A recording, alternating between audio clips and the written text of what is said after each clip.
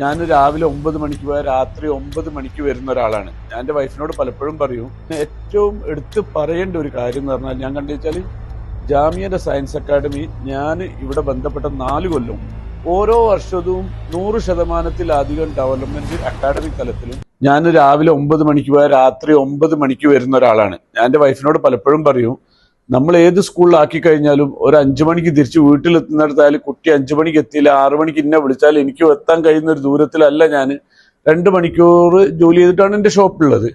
പക്ഷേ ഞങ്ങളെ മോള് ഇവിടെ ആണ് എന്നുള്ളത് തന്നെ ഞങ്ങൾ അറിഞ്ഞിട്ടില്ല.